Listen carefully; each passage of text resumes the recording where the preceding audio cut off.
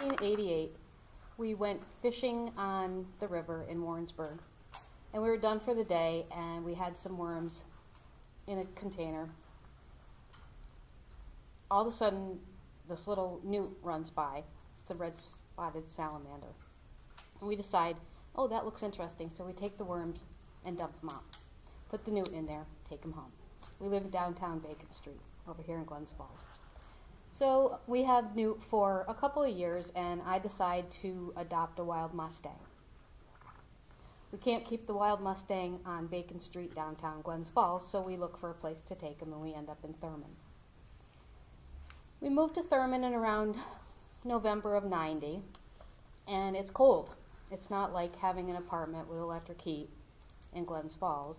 It's a little A-frame that somebody turned into a house. It was a barn, I think, and it was cold, and Newt passed away. So we flushed him down the toilet. But in the meantime, my husband has, caught flies, learned how to take moths, feed the newt, keep them alive. And I think he likes doing this because it's kept him entertained for these couple of years that we've had him. So I decide January is his birthday in '90, and I'm going to the pet store to find him something that he can take care of in place of Newt. And the pet store is Country Pets in Hudson Falls. So I go over there, and I'm all proud of myself because I go buy a gift. While I'm there, the pet store owner tries to sell me a scorpion. But I said no. It has to have fur, and besides that, a scorpion you can barely kill. And we have nieces and nephews that are probably going to come over and spend time at the house. So I talked him out of selling me a scorpion, and he sold me a tarantula. Her name is Rose. And she's small. When we buy her, she's just about this big. So I'm all excited about buying this birthday present for my husband, and I take him to the pet store. And we walk around to the pet store, and we come upon Rose, and I said, how do you like that? And he's like, oh, no, it's sold anyways. There's a sold sign on it. And I said, well, it's yours. So home we go with the Rose tarantula that we name Rose, and we remodel the terrarium that Newt lived in for this Rose tarantula, only we have to install a screen over the top because Newt never tried to get out, but the tarantula will try. And the hotter it is, the more movement they make. And they have soft, beautiful fur. But as they age, they turn a little bit gray, and they look like almost like spiderwebby outside of their casing. And they molt. I call it shedding. But you don't realize when they shed, there's two of them. So one day we go look in the tank, and there's not one Rose, but there's two. But she's obviously shed.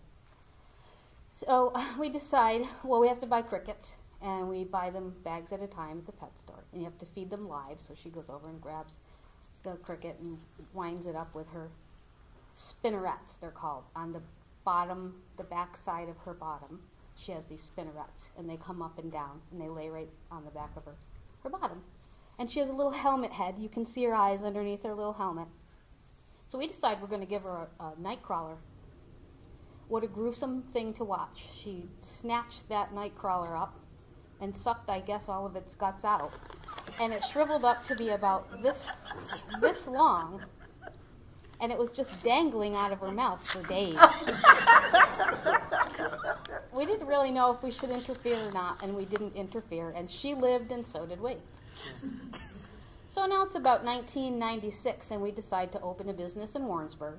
So we take her to the store, that's what the business is called, and I have a bird. I put the cockatiel in the store, and we also adopt a pit bull. And she lives in the store, and it's quite a draw because people who are coming to shop there notice that we have these animals, and they come from all over to see this tarantula. So it's very hard to be in business with your family or friends. We separate. My husband and I are separating because as a result of this business, pretty much. He doesn't take the spider, who I gave him as a gift. He leaves it with me. And I've never taken care of the spider since like 1990. It's 96 now, and he's always caught everything. I've watched. I say we this and we that, but I've never really taken care of it. So my brother comes and he starts helping me with the store. And it's one late evening. we're closing up for the evening, and there's one last customer. He comes over and he's looking in the tarantula, and he's like, "Oh, it looks like your tarantula's dead." I was like, "Oh my gosh, I have to take care of the tarantula by myself, and it dies, and it's not going to die on my watch." So I'm looking in there, and I get a stick, and I'm trying to get her to turn over because she's on her back. And I completely don't understand this, and I'm hoping she's not dead. But I go home for the evening because there's nothing else I can do after I flip her over. So now I'm in the cage and I'm interfering. Come back the next morning, there's 2 of them. So I guess what I learned from that is she had to be on her back in order to molt. She's not dead.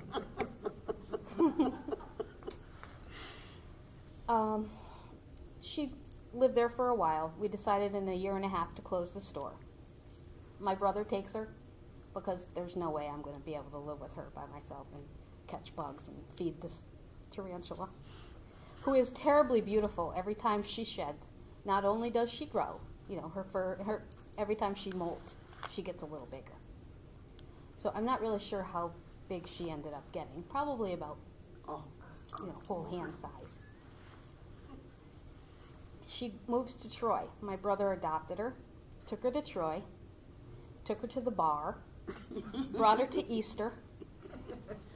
I guess at the bar she was able to get out and walk around on somebody. As long as you're not scared of them, they stay calm, you stay calm. And if you did happen to get stung by one, it's like a bee sting. You don't die or anything from that. And if they got out and got scared, they would just hide. So now it's about 2010, and it's Warrensburg garage sale. I decide to go get my mail. And I walk because it's too busy in Warrensburg during Warrensburg garage sale. So I walk over to the post office, and I went over legally separated. I get my mail, and I'm divorced. I walk back, new woman. Go home, tell my family. A few months later, in the fall, 2010, my brother says to my mother, "Well, that's strange. Rose passed away." And that's the story of Rose.